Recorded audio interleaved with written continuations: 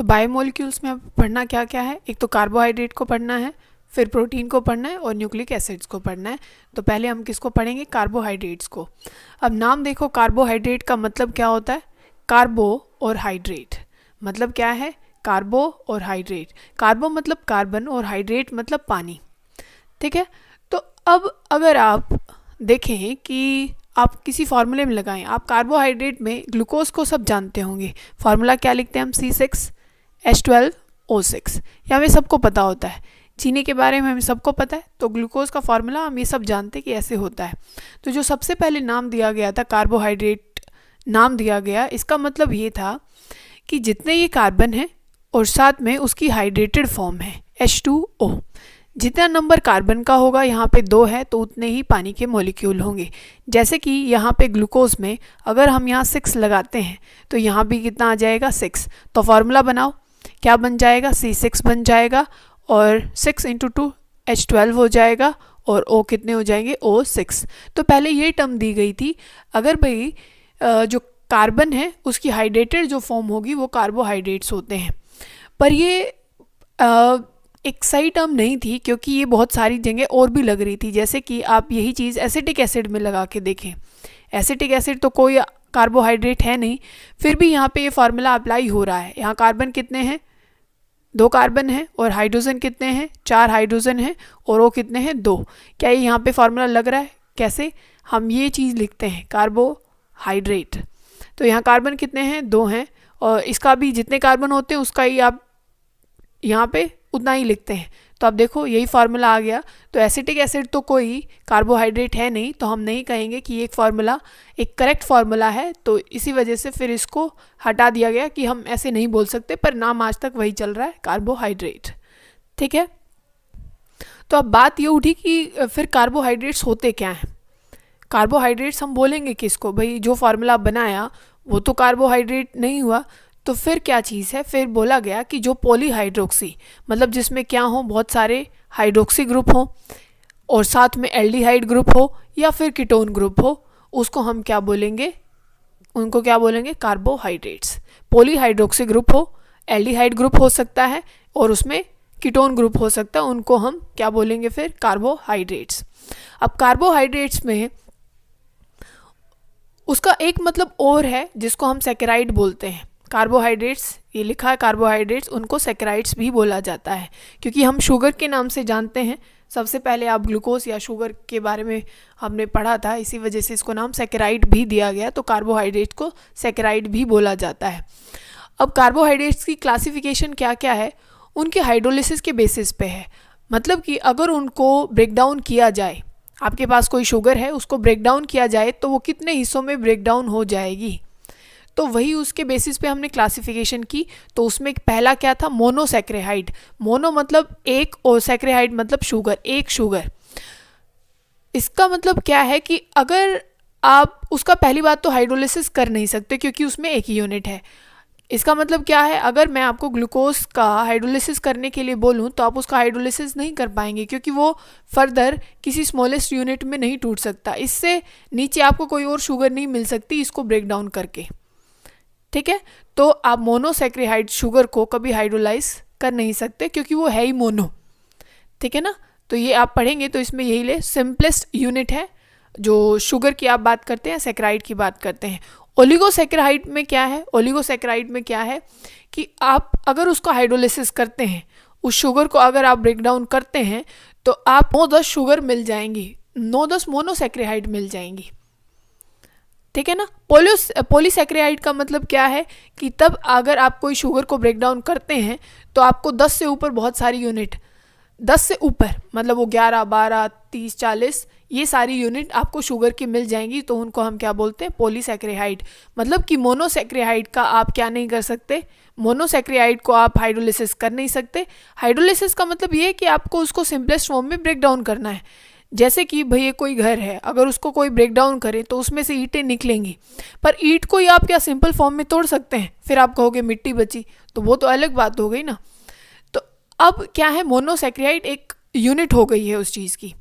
ओलिगोसैक्राइड मतलब कि आपने बहुत सारी शुगर एक साथ जोड़ के तब वो बनाया था, उसको वापस तोड़ोगे तो आपको एक सिंपलेस्ट यूनिट मिल जाएगी। मतलब मोनोसैकेराइड जैसे घर में एक ईट एक यूनिट होती है, ऐसे ही मोनोसैकेराइड शुगर की एक यूनिट होती है। ठीक है, ओलिगो मतलब 9-10 यूनिट मिल जाएंगी, और यहाँ पे पॉलीसैकेराइड 10 से ऊपर यूनिट आपको मिल जाती हैं। एग्जाम्पल आपको जैसे क्या है, सुक्रोज है, सुक्रोज को आप ब्रेक डाउन करो तो आपको ग्लूकोज और फ्रक्टोज मिलेगा। तो ग्लूकोज एक क्या के देगी पॉलीसैकेराइड, जैसे कि क्या है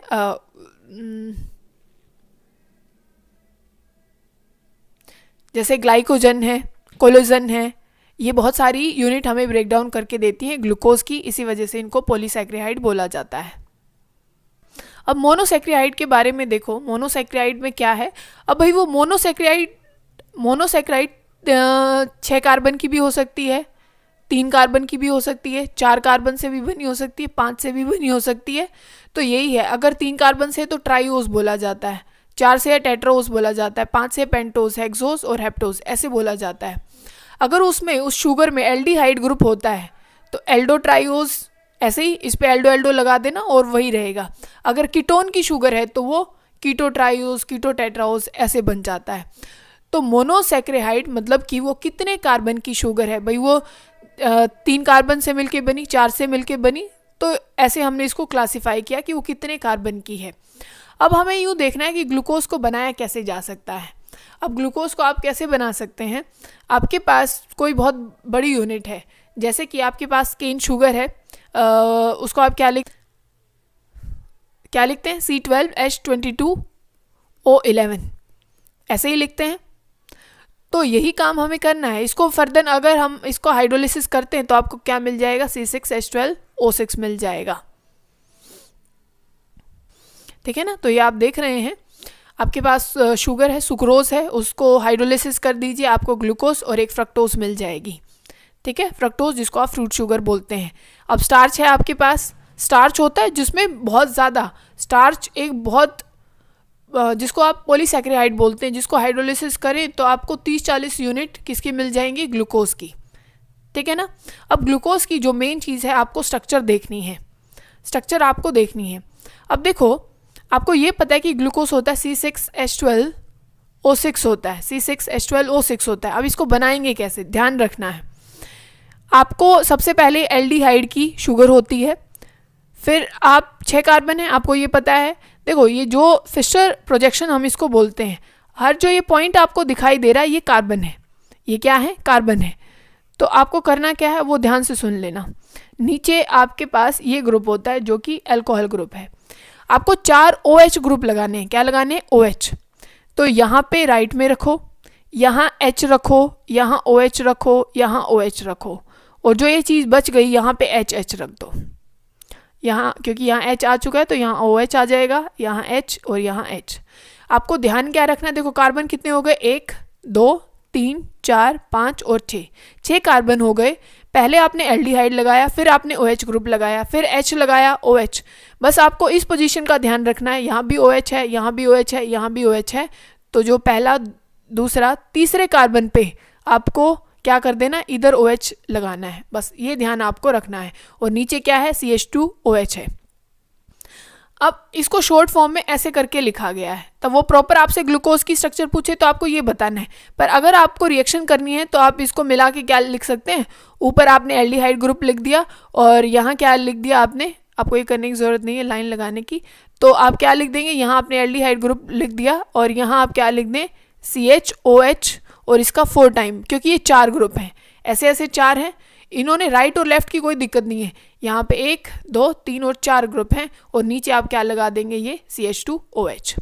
अब इसकी रिएक्शन आपको HI के साथ करनी है, ये बहुत ध्यान आप देंगे इस रिएक्शन पे। HI इसको इतना ज़्यादा रिड्यूस कर देगा, जितने ये OH यहाँ पे दिखाई दे रहे हैं इन सबको HH में, क्योंकि 6 कार्बन होते हैं। HI, H मतलब हाइड्रोजन का सोर्स आप मानिए, रिडक्शन इतना कर देगा कि सबको किस में, H में कन्वर्ट कर देगा। 6 कार्बन है तो हेक्सेन बन जाएगा, ग्लूकोज से क्या बन जाएगा, हेक्सेन। तब क्या डालते हैं, HI, इनको रिड्यूस कर दिया है बिल्कुल। ठीक है, अब ये रिएक्शन आप ध्यान से समझना, कौन सी वाली, ये वाली। हाइड्रोक्सी अमीन के साथ हमें करनी है, हाइड्रोक्सिल अमीन के साथ हमें ये रिएक्शन करनी है। तो आपको सिर्फ एक बार एल्डिहाइड पे फोकस देना है और सब कुछ ऐसा का ऐसा रहेगा। एल्डिहाइड को एक बार ध्यान से समझना कि एल्डिहाइड में होता क्या है। एल्डिहाइड का जो ये CO ग्रुप है O बहुत ज़्यादा नेगेटिव होता है, तो वो अपनी तरफ इलेक्ट्रॉन्स को खींच लेता है और यहाँ आ जाता है फिर पॉजिटिव चार्ज, क्योंकि ऑक्सीजन इलेक्ट्रॉन खींच चुका है। ठीक है, आपको ये चीज़ एक बार ध्यान रखनी है, तब भी आप रिएक्शन करेंगे। अब देखो ये करने का बहुत आसान तरीका है इसको। तो आपके पास यहाँ पे क्या है, CH2 है और सब कुछ ऐसे का ऐसे रहेगा। अब यहाँ हमें करनी है हाइड्रोक्सिल अमीन के साथ, तो आप इसको ऐसे लिख लें NH2OH।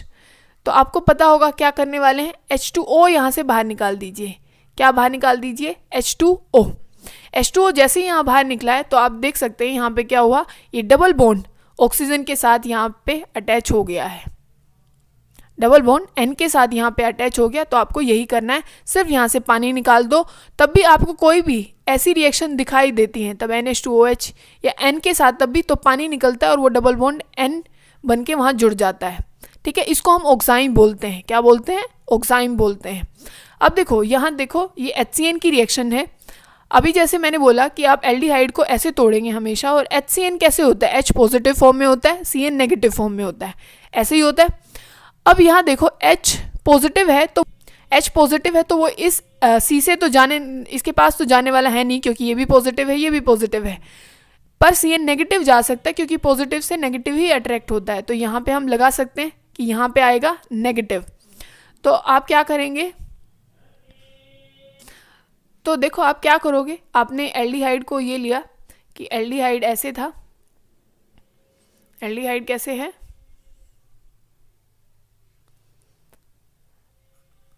एल्डिहाइड ऐसे है, यहाँ पे H है और इसको आपने क्या किया भाई, ये आगे गया, ठीक है ना, और यहाँ पे आ गया पॉजिटिव। तो यहाँ पे नेगेटिव ग्रुप आएगा, मतलब CN आएगा। ये इलेक्ट्रॉन खा चुका है, इलेक्ट्रॉन खा के इसने क्या किया, ऐसे अपने ऊपर कौन सा चार्ज ले आया, ये कौन सा चार्ज लेके आया, नेगेटिव चार्ज लेके आया। क्या लेके आया, नेगेटिव चार्ज। और यहाँ पे पॉजिटिव आ गया था तो नेगेटिव ने आके अटैक कर दिया CN ने। तो H पॉजिटिव बचा है, H पॉजिटिव बचा है, क्योंकि H पॉजिटिव और CN नेगेटिव था, तो H आ गया यहाँ पे। तो ऑल ओवर हमने ये रिएक्शन कर दी। तो आप देख रहे हैं कि एक जगह पे तो क्या आ जाएगा, CN, क्योंकि ये नेगेटिव था, और O तब उसने इलेक्ट्रॉन खाए तो वो O नेगेटिव, तो यहाँ पे H पॉजिटिव आ जाएगा। ऑल ओवर सब कुछ ऐसे ही रहेगा। ठीक है, बात समझ में आ गई। अब देखो तब भी आप रिएक्शन करते हैं ग्लूकोज की ब्रोमीन वाटर के साथ, तो ब्रोमीन एक ऑक्सीडाइजिंग एजेंट के साथ जैसा बिहेव करता है। अब वो करता क्या है, वो इतनी हिम्मत नहीं है कि वो ग्लूकोज से, मतलब कि वो अल्कोहल से कार्बोक्सिलिक तक किसी को पहुंचा पाए, इतना नहीं है, वो इतना स्ट्रॉन्ग ऑक्सीडाइजिंग एजेंट नहीं है। पर वो ये कर सकता है कि एल्डिहाइड को कहाँ तक ले जाए, कार्बोक्सिलिक तक ले जाए।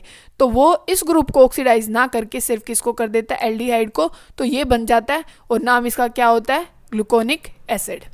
क्या होता है, ग्लूकोनिक एसिड। ये बहुत ज़्यादा इंपॉर्टेंट है, ये रिएक्शन बहुत ज़्यादा इंपॉर्टेंट है। ऐसा क्यों है, क्योंकि ये एक, तब हम आगे करेंगे तो ये टेस्ट का काम करेगी ग्लूकोज को पता लगाने में कि भाई ये ग्लूकोज है कि नहीं है। तो ब्रोमीन का हम वहाँ पे यूज़ करते हैं, तो आपको ये ध्यान रखना है, ठीक है ना। तो ये रिएक्शन आप ध्यान रखेंगे, सिर्फ किसको कर सकता है, एल्डिहाइड ग्रुप को इसमें कन्वर्ट कर देगी, और ये क्या है, ग्लूकोनिक एसिड। और यही आप क्या करते हैं, इसकी रिएक्शन, ग्लूकोज की रिएक्शन तब आप किसके साथ कर देते हैं, इसकी रिएक्शन तब आप किसके साथ कर देते हैं, HNO3 के साथ। किसके साथ, HNO3 के साथ। तो ये भी ऑक्सीडाइज हो जाता है और ये भी ऑक्सीडाइज हो जाता है। तो यहाँ भी फिर क्या आ जाता है, COH आ जाता है। ठीक है, तो दोनों HNO3 बहुत ज़्यादा ऑक्सीडाइजिंग एजेंट के जैसे बिहेव करेगा, स्ट्रॉन्ग ऑक्सीडाइजिंग, तो वो दोनों ग्रुपों को कर देगा ऑक्सीडाइज्ड। पर ब्रोमीन किसको कर सकता है, सिर्फ एल्डिहाइड को कर सकता है।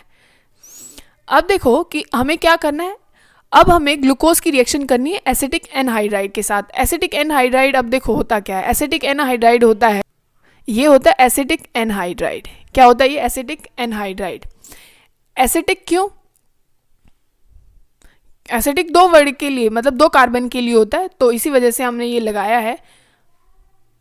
तभी आप दो एसिटिक एसिड को लेते हैं और उसमें से तब पानी निकाल देते हैं। दो एसिटिक एसिड लो, उसमें से पानी निकाल दो बाहर, तो आपको ये चीज़ मिल जाती है।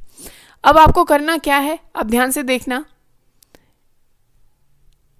आपके पास ग्लूकोज है और आप सब ये लिख देंगे, यहाँ पे OH लिखेंगे, फिर क्या लिखेंगे, इधर OH लिखेंगे, यहाँ पे H आ जाएगा, ठीक है, फिर यहाँ भी OH लिखेंगे, नीचे भी OH लिखेंगे और यहाँ लिखेंगे CH2OH। एसिटिक एनहाइड्राइड, जो एसिटिक एनहाइड्राइड है, अब इसको ध्यान से देखना कि यहाँ होगा क्या। ये आपने बनाया और यहाँ से सिर्फ आपको क्या निकाल देना है, एसिटिक एसिड बाहर निकाल देना है और सब कुछ सेम है। कैसे बाहर निकाल देना है, ये इतना ग्रुप लो, ठीक है ना, और ये सबके साथ निकलेगा, यहाँ के इधर से निकल जाएगा, यहाँ से इधर से निकल जाएगा, तो सारे OH के ग्रुप के साथ रिएक्ट करके तो फर्दर आपके पास जो रिजल्टेंट मिलने वाला है वो आपको क्या मिलने वाला है, वो कुछ ऐसा मिलने वाला है, ये जो आपको मिला हुआ है कि ये O से अटैच हो जाएगा, क्योंकि हमने तो ये वाला O निकाल लिया ना, हमने पूरा एसिटिक एसिड बाहर निकाल दिया, एसिटिक एसिड बाहर निकाल दिया और ये आके इससे जुड़ जाता है, तो आपको ऑल ओवर ये मिल जाता है। देखो हमने अभी की थी कि अगर HNO3 के साथ हम रिएक्शन कर देते हैं तो आपको ये मिलता है, जिसको आप सैकरिक बोलते हैं। उसको क्या बोलते थे, अगर एक ग्रुप ऑक्सीडाइज होता है तो उसको ग्लूकोनिक बोला जाता है, दोनों ग्रुप हो जाते हैं तो उसको क्या बोला जाता है, सैकरिक बोला जाता है। अब देखो इसका जो मतलब जहाँ से ये बनते हैं, स्टार्टिंग जहाँ से होती है वो ऐसे होता है, मतलब जो इनका बेस है, जहाँ से सब कुछ हम ग्लूकोज और ये बना रहे हैं या फ्रक्टोज बना रहे हैं, कोई भी शुगर बना रहे हैं, तो उसका जो बेस है वो है ग्लिसरॉल्डिहाइड। क्या है ग्लिसरॉल्डिहाइड, वो कैसा दिखता है, ऊपर तो CHO ग्रुप है, नीचे क्या है CH2OH है, जो कि हमने ग्लूकोज में भी देखा है, और इस साइड H है और यहाँ OH है। और एक ऐसा हो सकता है कि इस साइड OH आ जाए और इधर, ठीक है, एक बार राइट पे, एक बार राइट की तरफ लिख सकते हैं, एक बार लेफ्ट की तरफ लिख सकते हैं। अगर क्या है आपका राइट में होता है तो आप उसको डी ग्लूकोज बोलते हैं, अगर वो लेफ्ट में होता है तो उसको L बोलते हैं। इसको बोलते हैं डेक्स्ट्रो रोटेटरी, कि ये लाइट को राइट की तरफ रोटेट करने वाला है। ये होता है लीवो रोटेटरी, जो कि लाइट को लेफ्ट की तरफ रोटेट करने वाला है। तो डेक्स्ट्रो रोटेटरी और लीवो रोटेटरी। तो तब भी आप जैसे ग्लूकोज है, डी है कि एल है, आप कैसे पहचानेंगे, आपने कैसे बनाया ग्लूकोज को, आपने ये लिखा, आपने यहाँ OH लिखा, यहाँ पे आपने H लिखा, फिर आपने OH लिखा, फिर OH लिखा, यहाँ पे जाके आपने CH2OH लिख दिया। तो आप सबसे नीचे वाले कार्बन को पकड़ें और उसको देखें कि उसका जो OH है वो राइट में है कि लेफ्ट में है, अगर वो किस साइड है, अगर वो किस साइड है, राइट में है तो वो डेक्स्ट्रो रोटेटरी, अगर वो लेफ्ट में है तो वो लीवो रोटेटरी है। ठीक है, आपको ये समझ में आ गया होगा। अब देखो कि ग्लूकोज, कई चीज़ें ऐसे दिखाई पड़ी नेचर में, ऐसा पता चला एक्सपेरिमेंट करते दौरान कि भाई ग्लूकोज हमेशा इसकी रिएक्शन दिखाई नहीं रहा है, क्योंकि हमारे हिसाब से तो इसमें एल्डिहाइड ग्रुप है जितनी भी हम स्ट्रक्चर बना रहे हैं, पर ऐसा पता चला कि भाई ये जो NaHCO3 जो हाइड्रोजन सल्फाइड होता है, हाइड्रोजन सल्फाइड जो होता है, एल्डिहाइड उसके साथ रिएक्शन करता है, पर हमने तब इसकी रिएक्शन ग्लूकोज के साथ करने की कोशिश की तो रिएक्शन तो नहीं दिखाई पड़ी, तब रिएक्शन तो नहीं दिखाई पड़ी। ऐसा ही तब हम स्किफ बेस के साथ करने लगे, उसके साथ भी रिएक्शन नहीं हुई। वो कुछ ऐसा होता है जैसे अभी हमने हाइड्रोक्सिल अमीन के साथ की थी, ठीक है ना, वो ज़्यादा तब बड़े ग्रुप हो जाते हैं ये, तब वो स्किफ बेस बनाता है, तो उसके साथ भी उसने रिएक्शन नहीं की। तो इसका मतलब क्या है कि भाई इसमें एल्डिहाइड ग्रुप है नहीं, इसका मतलब तो क्या चीज़ ऐसी हुई, क्योंकि अब देखो जितने भी HCN के साथ की सब कुछ किया, वहाँ तो एल्डिहाइड की रिएक्शन दी, फिर यहाँ पे क्यों ऐसा हुआ कि उसने रिएक्शन नहीं दी, उसके पीछे कारण क्या है। तो वही तब पता चला कि भाई, और ये भी पता चला कि भाई इसकी दो फॉर्म है, एक अल्फा फॉर्म है और एक बीटा फॉर्म है, अलग अलग फॉर्म में, इनका मेल्टिंग और बॉइलिंग पॉइंट भी अलग है, इनकी स्टेबिलिटी भी अलग है। तो इसका मतलब कुछ और स्ट्रक्चर है एक्चुअल में ग्लूकोज की। हमेशा ग्लूकोज ऐसे ओपन चेन में ऐसे ओपनली नहीं रहता है। फिर हमें क्या पता लगा कि ग्लूकोज हमेशा ओपन चेन में नहीं रहता, उसकी क्लोज चेन स्ट्रक्चर भी होती है, क्लोज चेन। अब वो यहाँ पे कौन सा ग्रुप है ये बताओ मुझे, यहाँ कौन सा ग्रुप लगाते हैं आप, ये आपने कौन सा लगाया, एल्डिहाइड ग्रुप लगाया, यहाँ पे OH लगाया, यहाँ पे आपने H लगाया, ये OH। मैं इस साइड वाले हम नहीं दिखाएंगे, एक साइड के आपको याद हो गए तो आप दूसरे तो अपने आप ही कर देंगे। और यहाँ क्या है CH2OH। अब देखो 5 और 6 मेंबर सबसे ज़्यादा स्टेबल होती है, 5 और 6 मेंबर सबसे ज़्यादा स्टेबल होती है। तो आप एक तो इस OH को पकड़ें और एक आप ये जो एल्डिहाइड वाला है इसको देखें, इन पे फोकस रखेंगे, इस एल्डिहाइड को ध्यान रखेंगे और एक बार इसको। तो आप यही ध्यान दें एक बारी, एल्डिहाइड को हम बार बार बोल रहे हैं कि ऐसे देख लो, एक बारी ऐसे लिख सकते हैं और इसको कर दो ऐसे कि ये बन गया कैसा, नेगेटिव, क्योंकि इलेक्ट्रॉन लेगा और कैसी शक्ल बना लेगा अब ये, O नेगेटिव हो जाएगा और यहाँ आ जाएगा पॉजिटिव फॉर्म में। ठीक है, और सब कुछ ऐसे का ऐसे रखो, और सब कुछ हम नहीं देख रहे, हम सिर्फ कौन से कार्बन को देख रहे हैं अब, इस 5वें कार्बन को, इस 5वें कार्बन को, और सब कुछ कैसे है, और सब ऐसे ही लगा दो कि यहाँ पे आपका OH है, यहाँ H है, यहाँ OH है। अब हमें देखना है इसके बारे में, और यहाँ वो CH2OH है। अब देखो इस कार्बन पे पॉजिटिव है, तो इस ऑक्सीजन को तरस आती है कि भाई मैं आपको इलेक्ट्रॉन दे रहा हूँ। ठीक है, तो ऑक्सीजन पे आ जाता है फिर यहाँ पे पॉजिटिव चार्ज, क्योंकि इसने इलेक्ट्रॉन डोनेट किए। तो अब हाइड्रोजन क्या, अब हाइड्रोजन जाता है भाई मैं अपने इलेक्ट्रॉन दे रहा हूँ, तू तो बहुत ज़्यादा इलेक्ट्रोनेगेटिव है, तू भी अपने ऊपर क्यों पॉजिटिव चार्ज रख रहा है। तो यहाँ से बाहर निकलता है H पॉजिटिव। अब H पॉजिटिव को देने के लिए यहाँ एक O नेगेटिव बैठा है कि मैं तुझे ले लूँगा। बात समझ गई? बस अब देखो हुआ क्या है,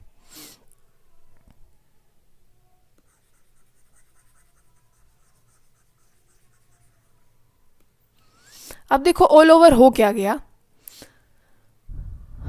ये कार्बन है, इसकी बॉन्डिंग देखो अब कैसे जाएगी, जैसे हमने एरो लेके गए हैं आपको वही लेके जाना है। और बीच में कौन आ गया है, ये ऑक्सीजन आ गया है। ठीक है, और सब कुछ ऐसे बनाओ जैसे आपको दिख रहा है वैसा सब कुछ बना दो। नीचे CH2OH ही है, कोई फर्क नहीं पड़ा हुआ। अब इसको ये जोड़ दो, क्योंकि यहाँ हो गया हमने ऑक्सीजन को लगा दिया, यहाँ पे H है ही, यहाँ पे OH है, इनको तो कोई फ़र्क पड़ा ही था ही नहीं। यहाँ पे H रहेगा, यहाँ पे OH रहेगा। अब देखो ये जो O नेगेटिव बनाया था, ये जो O नेगेटिव बनाया था इसने H खा लिया, तो यहाँ पे क्या बन जाएगा OH, और यहाँ पे आ जाएगा ये H। ठीक है, और ये सब पूरा कर दो जो जो बचा हुआ है ये ऐसे। ठीक है, तो ये साइक्लिक स्ट्रक्चर बनी है। अब इसको थोड़ा सा और मॉडिफाई, अब देखो करना क्या है, आपको 6 मेंबर एक रिंग बनानी है। सिर्फ ऑक्सीजन को यहाँ पे रखो और ये ऐसे, ये आपको बनाना है, आप ध्यान देंगे। अब ऐसे ऐसे ये बॉन्ड बना दो। अब क्या करेंगे, जो चीज़ भी राइट में है, जो चीज़ भी क्या है राइट में है, उसको नीचे की तरफ लिख दो। ये ऑक्सीजन तो हमने इधर ले लिया, जो भी राइट की तरफ है उसको नीचे लिख दो। राइट की तरफ देखो, यहाँ क्या है OH है, तो लिखो यहाँ पे OH। दूसरे कार्बन पे भी क्या है, राइट में ही है। ठीक है, और अब की बार राइट में क्या है H है, तो उसको नीचे रख दो। और यहाँ पे क्या है OH है नीचे, मतलब राइट की तरफ OH है, तो यहाँ पे OH रख दो। और टॉप में हमेशा ये जो बच गया यहाँ पे इस हैवी ग्रुप को हम रख देते हैं CH2OH, और यहाँ सिर्फ H रख दो, और जो ये नहीं बचे पूरे हुए हैं वहाँ HH रख दो, बात खत्म। यहाँ पे O आएगा। तो ऑल ओवर कंक्लूजन है क्या, ये है कि साइकिल बनाओ और जो भी राइट में आया है, जो भी चीज़ राइट में होती है वो डाउन चली जाती है, मतलब नीचे लिखी जाती है, और जो भी ये लेफ्ट साइड में होती है उसको ऊपर की साइड लिख दो। बस यही स्ट्रक्चर होती है। ठीक है, ये साइक्लिक स्ट्रक्चर है। अब इसी में एक चीज़ होती है, और एक अल्फा फॉर्म होती है और एक बीटा फॉर्म। सिर्फ पहली कार्बन पे ध्यान दो, सिर्फ पहली कार्बन पे। अगर ये OH डाउन साइड होता है, अगर ये OH डाउन साइड होता है तो ये कौन सी फॉर्म है, ये कौन सी फॉर्म है अल्फा। अगर इसी OH को सिर्फ ऊपर लिख दोगे और यहाँ H लगा दोगे तो ये कौन सी फॉर्म हो जाती है, बीटा। इसका मतलब यहाँ से भी निकाल सकते हैं, अगर यहाँ OH लिखा आपने, अगर यहाँ OH लिखा तो ये अल्फा फॉर्म है। अगर यहाँ OH ना लिख के H लिख दो और इस साइड लिख दो OH, तो ये कौन सी फॉर्म हो जाती है, बीटा। अगर राइट में OH होता है तो वो अल्फा फॉर्म होती है, अगर लेफ्ट में OH होता है तो वो बीटा फॉर्म होती है। ठीक है, अब हम फ्रक्टोज की बात करते हैं कि फ्रक्टोज एक्चुअल में होता क्या है। अब देखो आपको क्या डिफरेंस नज़र आएगा, और सब कुछ ऐसे का ऐसे है जैसे आपने ग्लूकोज में पढ़ा। यहाँ तक कोई डिफरेंस नहीं है, जैसा ग्लूकोज था वैसा ही है। पर क्योंकि फ्रक्टोज एक कीटोन शुगर है, क्योंकि यहाँ पे CO ग्रुप है और ये क्या होता है, कीटोन ग्रुप होता है। ऊपर भी क्या है, CH2OH है और यहाँ भी क्या है, CH2OH है। तो जैसा कि आपने किस में पढ़ा, ग्लूकोज के स्ट्रक्चर में पढ़ा, इसमें क्या डिफरेंस आया, यहाँ पे CH2OH लगाओ, नीचे भी CH2OH रख दो और यहाँ आप क्या लगा दो, दूसरे कार्बन पे कीटोन। और जैसा आपने किस में बनाया, ग्लूकोज में बनाया, ऐसे का ऐसा रख दो। अब बीच में कितने कार्बन हैं, ये कितने हैं, 3 कार्बन आते हैं। तो क्या हम इसको ऐसे लिख सकते हैं जैसे हम रिएक्शन करते समय कर रहे थे, ऐसे लिख दें, ठीक है। और अलग अलग दिखाना हो तो आप इसको ऐसे भी दिखा सकते हैं, पर ये ध्यान रखना है फ्रक्टोज एक क्या है, कीटोन शुगर होती है, ठीक है।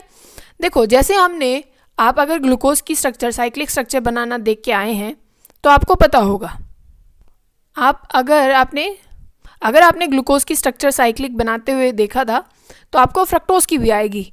नहीं देखी तो एक बार फिर से समझ लेते हैं।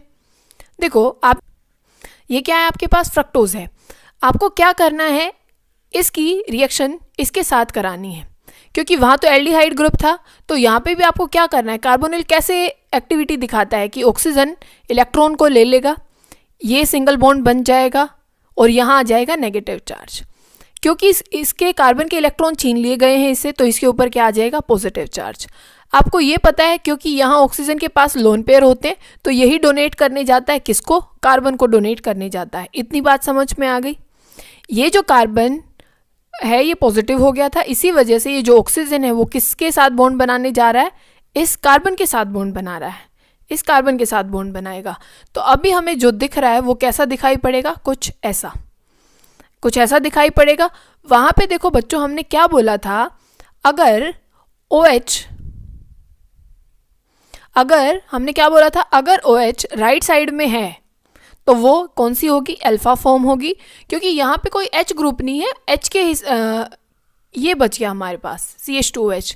कैसे बचा, देखो, और सब कुछ ऐसे का ऐसे रहेगा। अब जो सबसे ऊपर वाला जो कार्बन है, इसकी क्या हालत हुई होगी, ऐसे हुई होगी, ठीक है। और ये आप जैसे हैं वैसे ही बना देंगे। और यहाँ पे क्या है, ऊपर क्या बचा आपके पास, इस ग्रुप को भी तो उठा के ऐसे रख सकते हो ना, तो यहाँ पे CH2OH आया, बस इतना ही काम करना था हमें, ठीक है। और ये OH बचा, क्यों बचा होगा, क्योंकि ये O नेगेटिव था ना, तो जो यहाँ से H पॉजिटिव निकलेगा तो वो O उसको अपने पास बुलाएगा, क्योंकि उसके पास नेगेटिव चार्ज है, ठीक है। अब वहाँ पे हमने देख लिया था कि जो भी चीज़ राइट साइड में होती है, जो भी आप ये स्ट्रक्चर बनाने के बाद जो भी आप देखते हैं, जो भी चीज़ राइट साइड में होगी वो तो डाउन द ग्रुप आ जाएगी, वो डाउन आ जाएगी, और जो भी लेफ्ट साइड में है वो ऊपर आ जाएगी। तो ये किसकी स्ट्रक्चर है, फ्रक्टोज की है। फुरनोज फॉर्म हम इसको बोलते हैं क्योंकि 5 मेंबर्ड रिंग है। अब यहाँ पे क्या है, यहाँ अल्फा बीटा, देखो अगर OH नीचे था तो वो अल्फा फॉर्म है, अगर OH ऊपर चला गया तो ये कौन सी है, बीटा फॉर्म। यही एनोमेरिक कार्बन होती है, एक ही कार्बन के ऊपर सब डिफरेंस है और सारी की सारी ऐसी की ऐसी हैं जैसी इसमें है, तो एक दूसरे के क्या हुए, एनोमर हुए, अल्फा और बीटा। देखो डाइसैकराइड हमारे सिलेबस में है नहीं, डिलीट हो चुका है ये पोर्शन। अब आपको एक चीज़ समझनी है, बस आपको ग्लूकोज बनाना आ गया, आपको फ्रक्टोज बनाना आ गया। आप ग्लूकोज बना सकते हैं, आप फ्रक्टोज भी बना सकते हैं। ग्लूकोज हमने कैसे बनाना सीखा था, आप या 2 ग्लूकोज बना लीजिए, आपको बस एक टर्म समझनी है कि हम उसको डिफाइन कर सकें, वो इन दोनों आपके स्ट्रक्चर बनानी आनी चाहिए, तभी आप बना सकते हैं, ठीक है। अब 2 ग्लूकोज बना सकते हैं, आपको करना क्या है, ये चीज़ आपने बना ली तो आप क्या करेंगे, नीचे क्या रख दें, OH, ठीक है। यहाँ भी क्या था, OH आएगा, और यहाँ था ऊपर OH, फिर नीचे OH, और यहाँ पे क्या बच गया था, CH2OH। और ये H जो बॉन्ड मैंने छोड़े हैं इसका मतलब क्या है, यहाँ पे H आएगा। ये चीज़ आपको ध्यान रखनी है, जो भी राइट हैंड साइड में होता है वो नीचे आएगा, ये ध्यान रखें। अब आपको करना क्या है, या तो आप यहाँ पे फ्रक्टोज की स्ट्रक्चर बना लें या आप यहाँ ग्लूकोज की बना लें, वो आपकी मर्जी है, ठीक है। तब भी आप 2 शुगर बनाते हैं, मान लीजिए हम यहाँ पे फ्रक्टोज ही बना लेते हैं। अभी ये हमने क्या बना लिया, यहाँ पे हम फ्रक्टोज बना लिया हमने, तो ये OH और ये हमें एक कार्बन की ज़रूरत है जिससे हम इसको एक्सप्लेन कर पाएँ, और ये H है और ये CH2OH और नीचे क्या है, OH। आपको करना क्या है, यहाँ से एक बार पानी निकाल दीजिए, H2O, निकल गया, ये आपको नज़र आ रहा है, H2O यहाँ से बाहर निकल गया। अब यहाँ बॉन्डिंग क्या बची है, सिर्फ ये वाली बॉन्डिंग बची है कि एक ऑक्सीजन बच गया, ये जो आपको दिखाई दे रहा होगा ये वाली चीज़, इसको बोलते हैं दो तब शुगर के बीच में, किन्हीं भी दो शुगर के बीच में, ग्लूकोज ग्लूकोज के बीच में हो सकती है, फ्रक्टोज फ्रक्टोज के बीच में हो सकती है, उस बॉन्डिंग को आप ग्लाइकोसिडिक बॉन्डिंग बोलते हैं। ग्लाइकोसिडिक कैसे याद रखेंगे, आपको ग्लूकोज तो याद रहता है, तो आप ये याद रखें ग्लूकोज, उसी से वैसा ही नाम है ग्लाइकोसिडिक बॉन्डिंग। तो दो शुगर के बीच में जो बॉन्डिंग होती है उसको आप क्या बोलते हैं, ग्लाइकोसिडिक बॉन्डिंग। और उसी में क्या है, पानी बाहर निकलता है दो शुगर को, तब आप मिला देते हैं। ठीक, पूछा जाता है, एक टर्म पूछी जाती है हमसे जिसको हम बोलते हैं रिड्यूसिंग और नॉन रिड्यूसिंग शुगर्स। रिड्यूसिंग, और जैसे ये यहाँ पे है तो ये कई जगह आपको नज़र आएगी। रिड्यूसिंग और नॉन रिड्यूसिंग शुगर्स क्या होती हैं, अगर जो शुगर टोलन और फैलिंग रिएजेंट को, किसको, टोलन और फैलिंग रिएजेंट को रिड्यूस कर दे, वो क्या होती हैं, रिड्यूसिंग शुगर, और जो ना करे वो क्या होती है, नॉन रिड्यूसिंग शुगर। तो ये हम किसके लिए बना रहे थे, ग्लूकोज के लिए। तो ग्लूकोज में देखो ये जो पहला कार्बन होता है, हेमी एसिटल और हेमी कीटल फॉर्म हम इसको बोलते हैं क्योंकि बीच में ओ आया हुआ है। ठीक है, हेमी एसिटल और हेमी कीटल, कीटल क्योंकि कीटोन अगर फ्रक्टोज का होगा तो ये जो कार्बन होता है इसको हमें हेमी कीटल बोलते हैं क्योंकि कीटोन वाला पार्ट है, फर्स्ट कार्बन की बात हो रही है। अगर वो किसका है, एल्डिहाइड वाला है, मतलब वो अगर ग्लूकोज का है तो वो क्या बोला जाता है, हेमी एसिटल। तो अगर ये कार्बन फ्री है, पहले वाला कार्बन अगर फ्री होता है, अगर पहला कार्बन फ्री होता है तो वो टोलन, और अगर पहला कार्बन फ्री होता है तो वो टोलन और फैलिंग रिएजेंट को क्या कर सकता है, रिड्यूस कर सकता है। अगर आप टोलन रिएजेंट को जानते हैं तो जो सिल्वर होता है उसका अमोनिकल सॉल्यूशन होता है, उसका क्या होता है, अमोनिकल सॉल्यूशन होता है। तो रिड्यूस कैसे कर देगा, इस NH2 को बाहर फेंक देगा और सिर्फ Ag बच जाएगा, जिसको सिल्वर मिरर टेस्ट भी बोलते हैं। आपकी जो टेस्ट ट्यूब है वो बिल्कुल जैसे अपना मिरर होता है, जैसे शीशा होता है, वैसी दिखाई देने लग जाएगी। तो और फैलिंग में क्या होता है, कॉपर का सॉल्यूशन होता है, किसका, कॉपर का, तो वो कैसा हो जाएगा, रेड कलर का।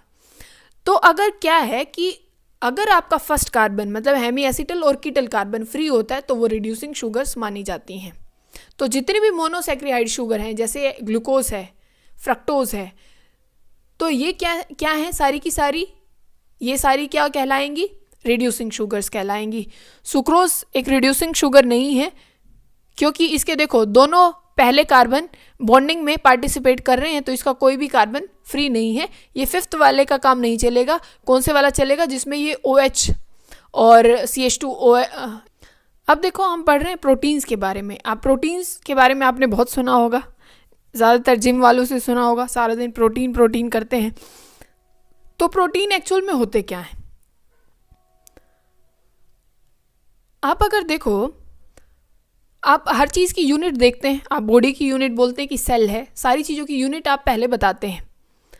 तो प्रोटीन्स की यूनिट जो होती है उसको क्या बोलते हैं आप, अमीनो एसिड्स बोलते हैं। क्या बोलते हैं, अमीनो एसिड्स। अब अमीनो एसिड्स क्या है, अमीनो एसिड्स को मिलाते जाओ, मतलब बहुत सारे अमीनो एसिड, एक अमीनो एसिड रख दिया फिर दूसरा रख दिया, ऐसे बहुत सारे अमीनो एसिड रखते जाओ तो प्रोटीन बन जाता है। तो पहले तो हमें क्या देखना है कि अमीनो एसिड्स क्या होते हैं, फिर हम प्रोटीन की बात करेंगे। देखो जैसे हम सब की यूनिट देखते हैं तो पहले हमने ग्लूकोज की जैसे यूनिट देखी थी, ऐसे ही हमें सबसे पहले अमीनो एसिड भी देखना है कि वो कैसे बनता है, उसकी बेसिक स्ट्रक्चर है क्या। तो देखो आपको करना है क्या है, कार्बन है, यहाँ पे कोई भी ग्रुप हो सकता है, R का मतलब है कोई भी ग्रुप हो सकता है, और यहाँ पे एक तो खास बात है NH2 ग्रुप होगा, और साथ में एक कौन सा ग्रुप होगा, कार्बोक्सिलिक ग्रुप होगा। कौन सा ग्रुप, कार्बोक्सिलिक। एक H प्रेजेंट होगा, ये डिफर करता रहेगा, ये R कुछ भी हो सकता है, ये CH3 भी हो सकता है, ये कोई एरोमेटिक ग्रुप भी लग सकता है, कोई भी ग्रुप आके लग सकता है, तो ये वेरी करता रहेगा और ये सब कुछ सेम रहेगा। ठीक है, तो आप देखो तो ये बेसिक स्ट्रक्चर है। खास बात क्या है, इसमें एक एसिडिक ग्रुप भी है क्योंकि कार्बोक्सिलिक एसिड है तो इसको एसिडिक ग्रुप ये हम बोलते हैं इसको। और NH2 को ये क्या है, बेस बोला जाता है, NH2 ग्रुप बेस है। तो इसमें दोनों आयन है, एक एसिडिक पार्ट भी है और एक बेसिक पार्ट भी है। तो अमीनो एसिड्स में क्या है, दोनों पार्ट है। आपके पास कार्बोक्सिलिक ग्रुप भी है जैसे हमने बनाया, ये H लगा दो, मान लो हम R की जगह पे H लगा रहे हैं, ठीक है, और ये NH2 है और ये COOH है। ये एसिड है तो एसिड तो H रिलीज करता है, एसिड क्या देता है, H रिलीज करता है, H पॉजिटिव फॉर्म में। तो यहाँ आप क्या लगा देंगे, ये नेगेटिव, और इसने H पॉजिटिव को छोड़ दिया। बेस क्या करता है, एक्सेप्ट करता है, इसने ले लिया तो ये क्या बन जाएगा, दे दिया, क्योंकि H पॉजिटिव फॉर्म में जाएगा, पॉजिटिव जाएगा तो नेगेटिव चार्ज जाएगा, ठीक है, क्योंकि इलेक्ट्रॉन छोड़ के जा रहा है ना। और NH2 ने हाइड्रोजन को एक्सेप्ट कर लिया तो ये बन गया NH3। इसने इलेक्ट्रॉन दिए हैं, इसके चले गए, इसने दान कर दिया, तो अब ये क्या बन गया, पॉजिटिव बन गया। देखो पॉजिटिव और नेगेटिव एक ही स्ट्रक्चर में है, तो इसको हम क्या बोलते हैं, ज्विटर आयन। क्या बोलते हैं, ज्विटर आयन। यहाँ ध्यान रखेंगे, नाम भी कितना अच्छा है इसका, ज्विटर आयन। तो जिसमें देखो एसिडिक बेसिक पॉजिटिव और नेगेटिव दोनों पार्ट होते हैं, उसको हम क्या बोलते हैं, ज्विटर आयन बोलते हैं। समझ गए ना। अब यही क्या है, यही अमीनो एसिड्स है। ये क्या है, अमीनो एसिड है। देखो वैसे तो ये सारे ऑप्टिकल एक्टिव होते हैं, क्योंकि चारों ग्रुप क्या हो जाएंगे कार्बन पे डिफरेंट, पर ये जो बेसिक यूनिट है, जो अमीनो एसिड की बेसिक यूनिट, मतलब जो सबसे पहला हम देख रहे हैं कि भाई यहाँ पे H लग गया, ये होता है ग्लाइसिन। क्या होता है, ये एक दो आप ध्यान रखेंगे बस, ये है ग्लाइसिन। अगर यहाँ H को हटा के हम CH3 लगा दे बच्चों, तो ये क्या बन जाता है, एलिनिन, ठीक है ना। तो ग्लाइसिन एलिनिन, अगर H है तो ग्लाइसिन है, अगर CH3 है तो एलिनिन है। तो आप ये ध्यान रखेंगे, ये दो तो आप ध्यान रख ही सकते हैं, क्योंकि आपको H ये तो लगाना ही लगाना, एक COH लगाना है, एक NH2 लगाना है, और यहाँ पे एक बार H लगा देना, एक बार CH3। अगर H लगाते हो स्टार्टिंग है तो आप G मतलब इज्जत दे रहे हैं, G से स्टार्ट कर रहे हैं, फिर आएगा A एलिनिन, ठीक है, समझ गए। अब अमीनो एसिड दो तरीके के होते हैं। अमीनो एसिड कितने हैं, दो तरीके के होते हैं, एक होते हैं असेंशियल, एक होते हैं नॉन असेंशियल। असेंशियल का मतलब क्या है कि देखो दो चीज़ हो सकती हैं, या तो कोई चीज़ हमारी बॉडी के अंदर ही है, मतलब हमारे पास है वो पहले से, तो हमें क्या उसकी ज़रूरत होगी, नहीं ज़रूरत होगी। जो हमारे पास नहीं होता है उसी की हमें ज़रूरत पड़ती है। तो जो हमारी बॉडी के अंदर नहीं होते वो हम बाहर से लेते हैं, उन्हीं को हम क्या बोलते हैं, असेंशियल। और नॉन असेंशियल क्या होते हैं बच्चों, जो हमारी बॉडी के अंदर पहले से हैं और हमें उनकी कोई ज़रूरत नहीं है, क्योंकि वो हमारे पास पहले से ही हैं, ठीक है। अब जितने भी ये स्टार लगा रखे हैं NCERT ने, ये सारे क्या हैं, असेंशियल हैं, मतलब हमें ये बाहर से लेने पड़ेंगे, हमारे पास हमारी बॉडी के अंदर ये नहीं बनते हैं। समझ गए। आपको 2-3 याद करने पड़ेंगे एग्जाम्पल के तौर पे, जो हमारे असेंशियल हैं वो भी और नॉन असेंशियल हैं वो भी। आप एक दो ट्रिक बना सकते हैं, जैसे ये P है, ये M है, और एक T कर लो, कोई T से होगा, जैसे यही रहा, तो PMT बन गया। तो फिनाइल एलेनिन, मिथायोनिन और थ्रियोनिन। तो ये 3 आप याद रखेंगे, ये क्या है। वैसे आप कोई भी जो आपको आसान लगे इनमें नाम पढ़ने में वो आप याद रख सकते हैं, पर कोई ट्रिक बना के कि वो आपको याद रहे, आप भूले ना। जो आपको नाम पसंद आए वो याद कर लेना, और एक ऐसा भी कर लेना जो असेंशियल नॉन असेंशियल दोनों के याद करने हैं, ठीक है। जो हमने देखा कि ये क्या होते हैं, ज्विटर आयन होते हैं, कि दोनों फॉर्म प्रेजेंट है, पॉजिटिव और नेगेटिव, तो ये आपको ध्यान रखना है यहाँ पे, ठीक है। अब देखो प्रोटीन की स्ट्रक्चर देखनी है हमें। प्रोटीन अमीनो यूनिट है, ये हमें पता लग गया। अब हमें देखना है कि भाई प्रोटीन बनता कैसे, अमीनो एसिड्स को जोड़े कैसे। अब ध्यान से समझना, आपने स्ट्रक्चर बनानी सीख ली, आप यही स्ट्रक्चर याद रखेंगे और आपको कुछ याद नहीं करना, आप सिर्फ G मतलब G इज्जत दे रहे हैं, ग्लाइसिन की आप ज़रूर ध्यान रखेंगे। यहाँ NH2 है, अब क्या करें, यहाँ NH2 रख दो, यहाँ NH2 रख दो, और ये वापस से मतलब आपको रिपीट करना है इसको बार बार। अब यहाँ से क्या करना है, आपको पानी निकाल देना है, वापस से क्या निकाल देना है, H2O बाहर निकाल देना। अब ये ध्यान रखना, अब यहाँ इस H को थोड़ा सा इधर हटा लेते हैं, क्योंकि हमें H2O बाहर निकालना है यहाँ से, समझ गए ना। H2O, एक H यहाँ से ले लेते हैं, ठीक है, ये H इसका नीचे लटका दो। तो हमने यहाँ से क्या निकाल दिया बाहर, H2O बाहर निकाल दिया। तो क्या बचा, H2O बाहर निकालना है। अब यहाँ क्या बच गया, ये CO बच गया, और बॉन्डिंग में क्या बचा, ये N, और यहाँ है H, और ये ग्रुप ऐसे का ऐसे, पानी निकाला है बस। अब देखो वहाँ था ग्लूकोज में दो, अगर शुगर्स में बॉन्डिंग होती है तो उसको ग्लाइकोसिडिक बॉन्डिंग बोलते हैं। अगर प्रोटीन की कैसी बॉन्डिंग हो सकती है, मतलब दो अमीनो एसिड्स के बीच की जो बॉन्डिंग होती है, ये जो आपको दिखाई दे रहा है ये होता है पेप्टाइड बॉन्ड। क्या होता है बच्चों? पेप्टाइड बॉन्ड या पेप्टाइड लिंकेज भी हम इसको बोलते हैं। ठीक है, ये ध्यान रखना और ये आपको पता होनी चाहिए। अब हम प्रोटीन को देखते हैं। हमारे पास दो तरीके के प्रोटीन होते हैं बच्चों। कैसे होते हैं? दो तरीके के प्रोटीन्स होते हैं, एक होता है फाइब्रस और एक होता है ग्लोबुलर। फाइब्रस और ग्लोबुलर। अब देखो, फाइब्रस का मतलब क्या है? अपने बालों की तरफ एक बार ध्यान दो। ठीक है, वो फाइबर जैसे दिखते हैं, काली काली नागिन जैसे, है ना, ऐसे ऐसे। तो ये होते हैं फाइब्रस प्रोटीन। ये वैसे अपने जो बायोलॉजिकल जो अपना सिस्टम है उसमें कोई इतनी ज़्यादा हेल्प नहीं करते। और ग्लोबुलर प्रोटीन क्या है? ये हमारे जो बायोलॉजिकल जो सिस्टम है सारा, उसमें इसका बहुत बड़ा रोल होता है ग्लोबुलर प्रोटीन का। ठीक है ना, जैसे इंसुलिन है, बात समझ गए? जैसे इंसुलिन है, इसकी बहुत ज़्यादा, तो क्या है, जैसे इंसुलिन है, एल्ब्यूमिन है, मतलब जो हमारे हीमोग्लोबिन में ये सारा सब कुछ प्रेजेंट होता है, तो इंटरनली हमारी बॉडी में प्रेजेंट होते हैं। फाइब्रस क्या है? जैसे हमारे नेल्स में प्रेजेंट है, हमारे बालों में प्रेजेंट है, तो वो बाहर प्रेजेंट है, मतलब फिजिकली है। ठीक है, तो ये सारी चीज़ें हमारे पास प्रेजेंट है। तो फाइब्रस में क्या है? एक तो देखो, बाल अगर मैं बोलूँ जाओ इनको पानी में डिज़ोल्व करके लाओ, तो क्या ये डिज़ोल्व हो जाएंगे? तो ये वाटर सॉल्युबल नहीं होते हैं। पर ग्लोबुलर प्रोटीन क्या है? इंसुलिन को तो आप डिज़ोल्व कर सकते हैं पानी में, तो ये क्या है? पानी में डिज़ोल्व हो जाते हैं, ये पानी में डिज़ोल्व नहीं होते। और ध्यान से समझो, अगर जो ग्लोबुलर प्रोटीन है ये हमारी बॉडी के अंदर होते हैं, हम बार बार बोलते हैं भाई हमारा जो 37 डिग्री है उससे ज़्यादा टेम्परेचर नहीं होना चाहिए, 37 से ज़्यादा नहीं होना चाहिए, तो ये टेम्परेचर के ऊपर डिपेंड करते हैं और ये टेम्परेचर के ऊपर डिपेंड नहीं करते। ठीक है, तो जो नेल्स हैं या जो बाल हैं वो इतना ज़्यादा मैटर नहीं करता। जो कैरेटिन है वो टेम्परेचर और पीएच के ऊपर डिपेंड नहीं करते हैं। ये क्या है? ग्लोबुलर प्रोटीन, ये डिपेंड करता है टेम्परेचर और किस पे? पीएच पे डिपेंड करते हैं। वो बदले तो ये टूट भी सकते हैं, ख़त्म भी हो सकते हैं। तो ग्लोबुलर और जो आपका फाइब्रस प्रोटीन है इसका डिफरेंस आपको याद होना चाहिए। सबसे ज़्यादा बार ये क्वेश्चन पूछा गया है। ठीक है,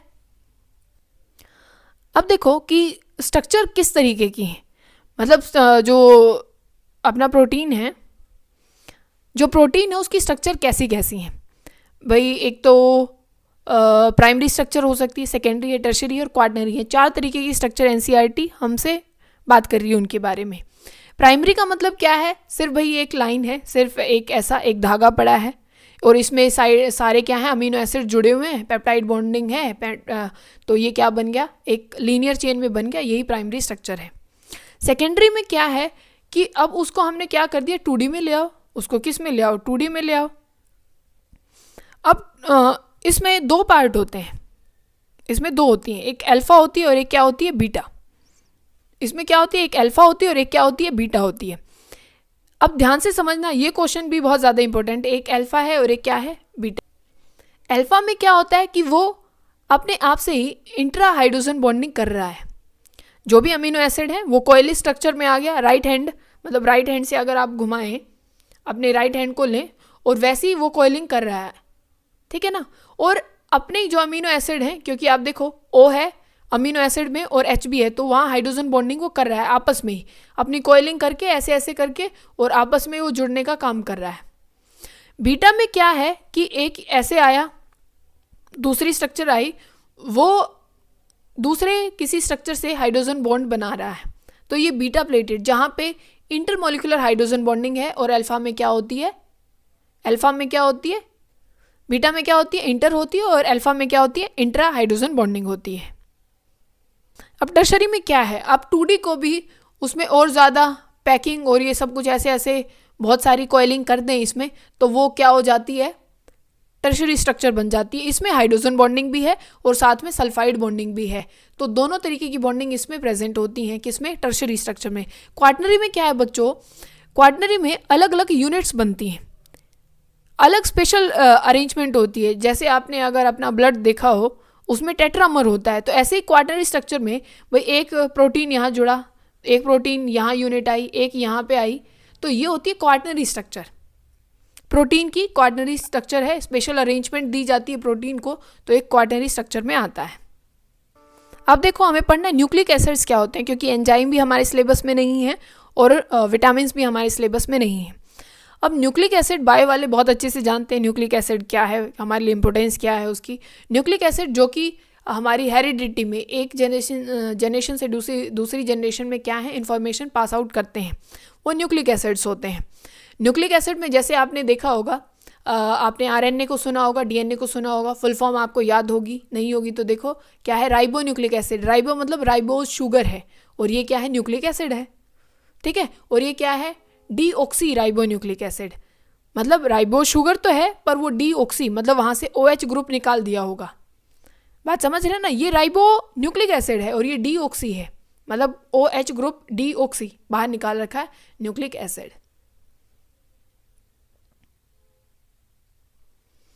अब बच्चों 2 तरीके के होते हैं।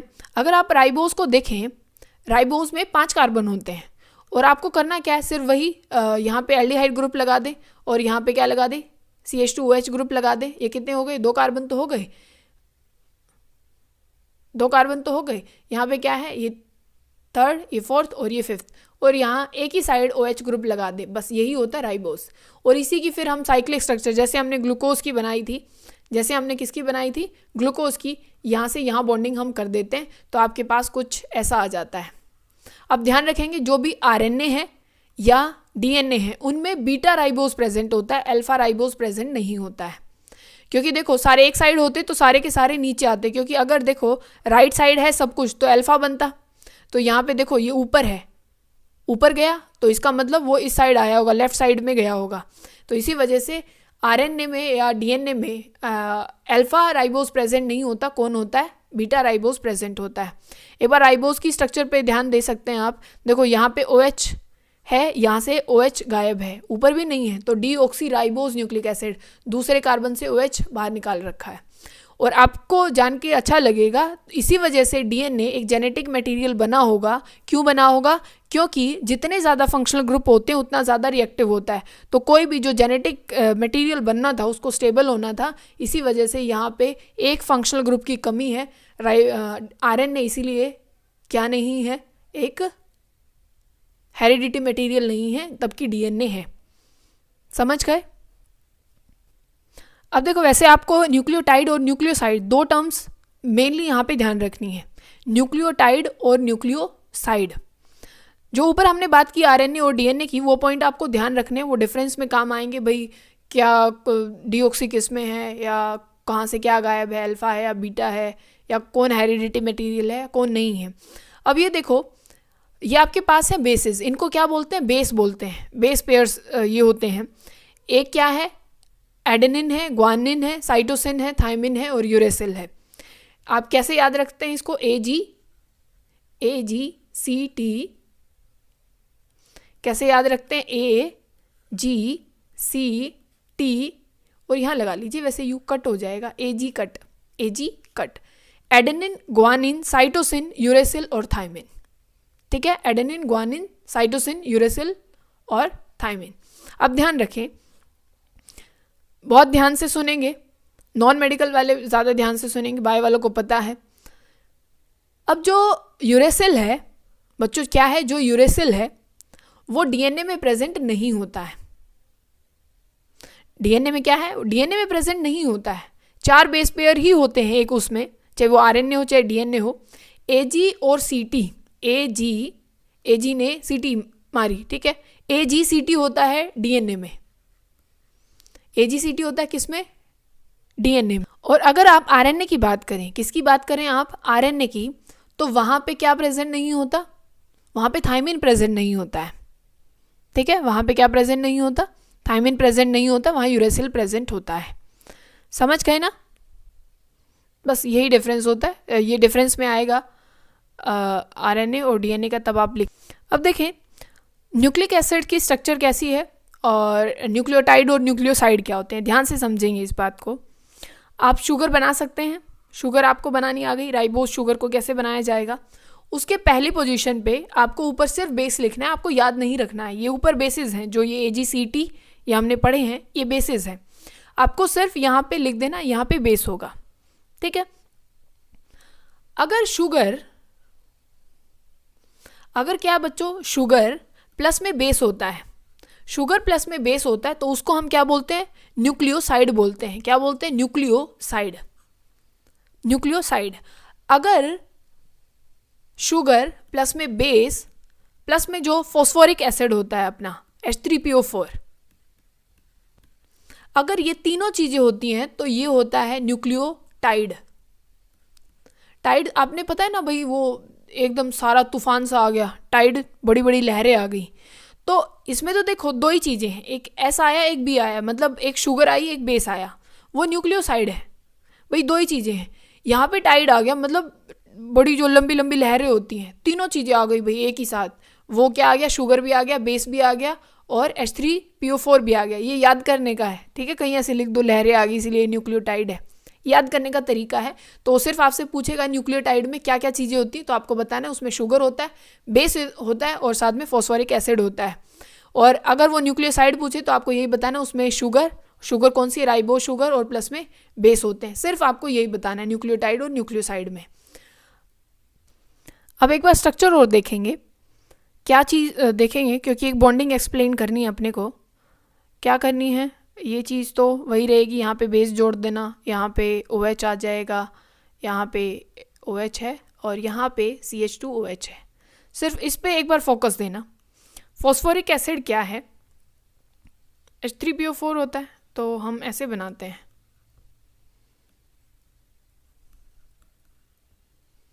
H3PO4, तो यहाँ नेगेटिव लगा लो, ठीक है, या OH भी लगा लो, कोई दिक्कत नहीं है, उसकी कोई दिक्कत नहीं रहेगी। आपको करना क्या है, यही एक बार इस ग्रुप को लेके जा रही हूँ मैं, सिर्फ इस ग्रुप को उठा रहे हैं एक बार ही, एक टाइम के लिए इस ग्रुप को उठा रहे हैं, और सब कुछ शुगर वैसी ही रहेगी, सिर्फ इस ग्रुप को एक बार उठाया जा रहा है। अब देखो क्या होगा, ये क्या CH2 और ये OH, आपको पता है क्या करना है, अपने को क्या है, अपने को पानी निकालना है, H2। बात समझ गए। अब इसको बाहर निकाल दो, ये तो गया। तो अब ये जो बॉन्डिंग बनी है ना बच्चों, ये O और ये CH2 और यहाँ पे जो ये पूरा शुगर वाला पार्ट है सारा का सारा, ये लिंकेज कौन सी है, फॉस्फोडाइएस्टर लिंकेज। ये एस्टर बॉन्डिंग है और पूरे का नाम क्या है, फॉस्फोडाइएस्टर लिंकेज। तो हमारे पास 3 लिंकेज हमने पढ़ ली, ग्लाइकोसिडिक लिंकेज पढ़ ली, पेप्टाइड लिंकेज पढ़ ली, और ये अब तीसरी कौन सी पढ़ी है, फॉस्फोडाइएस्टर लिंकेज। समझ गए। पोजीशन वाले कार्बन पे ही ये कारनामा होता है। कौन से वाले पे, 5th पोजीशन, जो ऊपर है, जो टॉप पे है, ठीक है ना, ये जो आपको दिख रहा होगा, ये टॉप वाले पे ही यही सब हो सकता है।